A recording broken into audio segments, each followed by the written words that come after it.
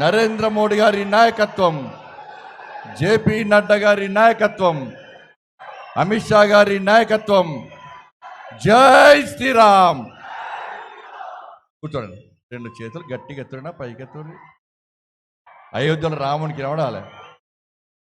జై శ్రీరామ్, జై శ్రీరామ్. ఎందుకంటే ఈ జై శ్రీరామ్ నినాదం అని తలిస్తే, మొన్న నినదిస్తే కాంగ్రెస్ వాళ్ళకు, బీఆర్ఎస్ వాళ్ళకు గజ గజ గజ వండుతున్నారు వాళ్ళు. నేను చెప్పినా మొన్న బీజేపీ వాళ్ళు రాముని పేరు చెప్పి ఓట్లు అడుగుతున్నా అన్నారు.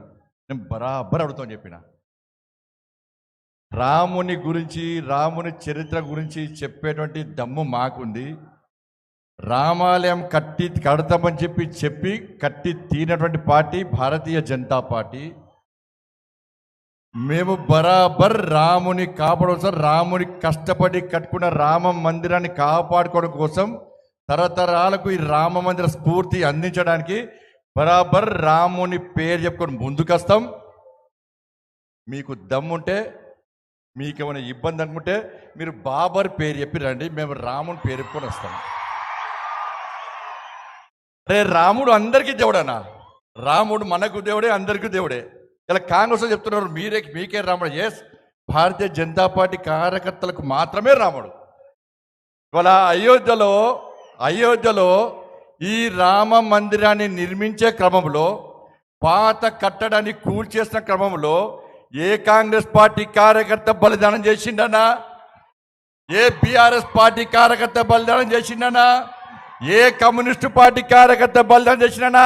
అరే భారతీయ జనతా పార్టీ కార్యకర్తల రామ మందిర నిర్మాణం కోసం చస్తామని తెలిసి కూడా, చంపుతారని తెలిసి కూడా మా కుటుంబ సభ్యులను, మా ఊరు వాడ పెద్దలందరి ఆశీర్వాదం తీసుకొని, అమ్మా, అన్నా, అక్క, తమ్ముడా, నేను అయోధ్యలో రామ మందిరం నిర్మించే తిరిగి వస్తాం. చచ్చిపోవడానికైనా సిద్ధం, చావడానికైనా సిద్ధం. రామ మందిరాన్ని నిర్మించకుండా తిరిగి నా ఊరికి రాను అని చెప్పి ప్రతిజ్ఞ చేసి చావడానికి, త్యాగం చేయడానికి సిద్ధమై అనేక మంది కార్యకర్తలు మూర్ఖత్వం, ములాయం సింగ్ జరిపిన కాల్పులో బలిదానమైన కార్యకర్తలు భారతీయ జనతా పార్టీ కార్యకర్తలైన. మరి కాంగ్రెస్ వాళ్ళకు రాముడే, బీఆర్ఎస్ పార్టీ వాళ్ళకు రాముడే, కమ్యూనిస్టు పార్టీ వాళ్ళకు రాముడే. మీ కార్యకర్తలు రాముని కోసం బలిదానం చేయడానికి ఎందుకు ముందుకు రాలేదో ఒక్కసారి చెప్పాలి.